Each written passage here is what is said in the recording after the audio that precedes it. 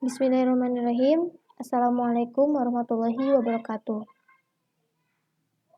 Nama saya Indri Puspita Rahayu dengan NIM 12070010030. Sekarang saya akan menjelaskan tentang binary tree. Dalam binary tree terdapat 3 materi. Yang pertama ada pengantar, yang kedua ada balanced binary tree, dan yang ketiga binary search tree. Yang pertama ada pengantar. Sebelumnya kita telah membahas ADT, yaitu yang pertama ada ADT list, ADT stack, ADT queue, dan ADT set. Mereka semua itu merupakan sequence datar. Jika disimbolkan dalam linked list, maka hampir semuanya punya satu linked list dan lebih bersifat sequential. Seperti contoh ini. Family tree, yaitu pohon keluarga atau silsilah keluarga yang sudah sangat familiar. Untuk family tree ini mempresentasikan hubungan antara parent dan child. Contohnya seperti gambar ini. Susunannya itu seperti parent mempunyai child, child mempunyai child 2, sehingga dapat disebut parent. Dari parent ke child 2 disebut grandchild.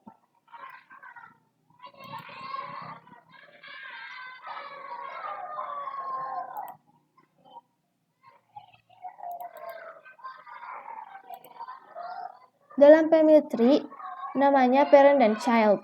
Namun dalam istilah pepohonan akan menyebutnya dengan branch atau cabang dan leaf atau daun. Saat ini kita akan mempelajari tentang binary tree yang disingkat dengan BT, balanced binary tree disingkat dengan BBT, dan binary search tree yang disingkat dengan BST. Sebagaimana yang telah dipelajari pada ADT, maka kita akan membahas yang pertama itu ada struktur data, bagaimana data disimpan, yang kedua ada manipulasi data atau akses data, operasi dalam memanipulasi atau mengakses data, operasinya itu searching, insertion, deletion, transversal, dan merging. Binary tree adalah data struktur yang dinamis yang cocok untuk menyajikan atau menyimpan data himpunan. Definisi dari binary tree juga adalah sekumpulan dari node-node sedemikian sehingga yang pertama itu setiap node memuat elemen, yaitu nilai atau objek data. Bersama dengan itu, di dalam satu elemen memiliki link ke node yang lain. Jadi satu elemen dalam tree ada data atau value, dan setelahnya minimal ada dua node alamat child.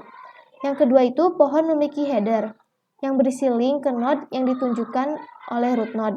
Yang ketiga ada setiap simpul selain simpul akar adalah anak kiri atau kanan dari tepat satu simpul lainnya atau induknya.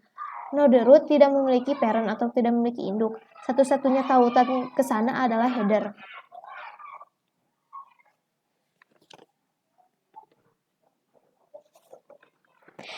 Header mempunyai nama, sedangkan node-node tidak mempunyai nama, sehingga diingat saja tidak usah dikasih nama.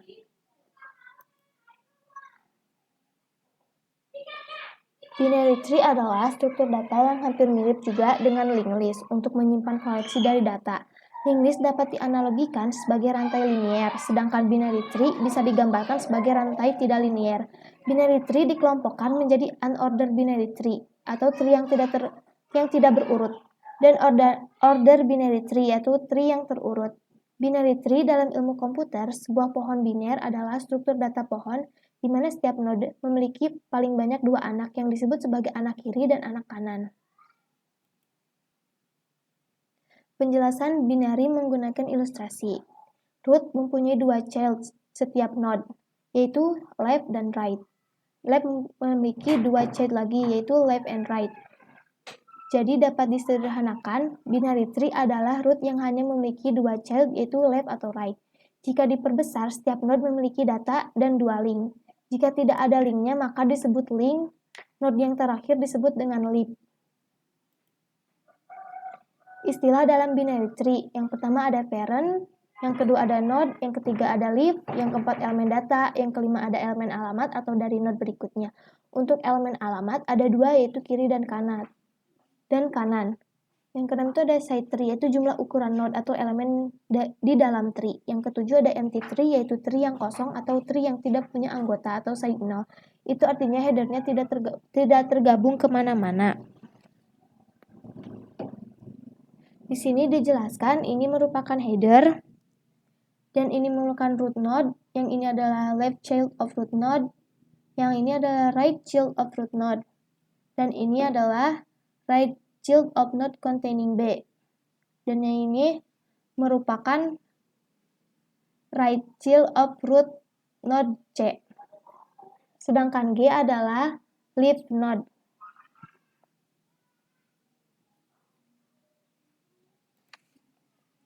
Jadi setiap binary tree memiliki left subtree dan right subtree. Setiap subtree adalah binary tree juga sehingga dapat disimpulkan definisi lain yaitu binary tree adalah kosong atau tidak kosong. Jika dia tidak empty berarti punya root yang memuat elemen dan root memuat link left subtree dan right subtree. Dan kita bisa mengubah struktur dan tree tersebut dengan memindahkan node-nya. Balanced binary tree memiliki size atau ukuran yang node yang sama tetapi bentuknya itu berbeda. Sekarang ini gambar A memiliki ukuran node sama yakni ada 6 tetapi bentuk depth-nya itu berbeda yakni ada 2. Substrate kanan dan kiri sama itu yang disebut well balanced. Sedangkan gambar B yaitu memiliki ukuran node yang sama yakni 6 tetapi bentuk depth-nya itu berbeda yakni ada 3. Kedalaman atau lebih banyak substrate di sebelah kiri disebut ill balanced. Nah, pada gambar ke C, itu memiliki ukuran node sama yakni 6, tetapi bentuk depth-nya itu berbeda yakni ada 5. Setiap node sebelah kirinya kosong disebut extreme ill balance. Hanya ada satu sequence link dari root yang diberikan kepada node tree atau yang diberikan sembarang node kepada tree. Depth adalah jumlah link yang diberikan dari node sampai root. Tree yang hanya punya satu node hanya root saja atau dikatakan root ke root, maka depth-nya 0 atau 0. Sedangkan tree kosong atau empty tree tidak mempunyai root itu, negatif 1. Binary tree dari depth dikatakan balance jika setiap node mempunyai 2 children yaitu left and right. Sedangkan untuk depth D-1 mungkin dia mempunyai 1 atau 2 atau tidak memiliki children. Lalu untuk node di depth D pasti tidak punya children karena depth D adalah leaf. Balance binary tree atau depth D memiliki setidaknya ED dan kebanyakan 2 pangkat D plus 1 min 1 node. Sebaliknya, depth of a balanced binary tree dari size n floor log 2n. An ill-balanced binary tree of depth D memiliki D plus 1 node. Sebaliknya, maximum depth of an ill-balanced binary tree of size n sama dengan n-1. Sekarang binary seed tree. Binary seed tree atau disingkat BST adalah binary tree dengan sifat berikut. Yang pertama itu ada node kiri hanya berisi elemen kurang dari elem atau kosong. Dan yang kedua itu node kanan hanya berisi elemen yang lebih besar dari elemen atau kosong. Binary search tree juga adalah tree yang terurut atau ordered binary tree. Aturan yang harus dipenuhi untuk membangun sebuah BST adalah sebagai berikut. Semua data di bagian kiri subtree dari node T selalu lebih kecil dari data dalam node T itu sendiri. Semua data di bagian kanan subtree dari node T selalu lebih besar atau sama dengan data dalam node T. Contohnya itu seperti gambar ini. Definisi recursive binary tree adalah yang pertama itu kosong atau yang kedua tidak kosong. Tidak kosongnya itu dalam hal ini ia memiliki simpul akar yang berisi elemen-elemen. Tautan ke kiri subpohon yang hanya berisi elemen kurang dari elem dan tautan ke subpohon kanan yang berisi hanya elemen yang lebih besar dari elemen. Di mana subpohon kiri dan kanan sendiri adalah biner pohon pencarian. Pembentukan BST itu bila diketahui deretan data 5371468 maka proses inserting atau memasukkan datanya tersebut dalam algoritma BST langkah per langkahnya itu adalah sebagai berikut. Yang pertama itu ada langkah 1 pemasukan data 5 sebagai root. Contohnya seperti ini. Dan langkah kedua itu pemasukan data 3 di sebelah kiri simpul 5 karena 3 kurang dari 5. Maka contohnya seperti ini.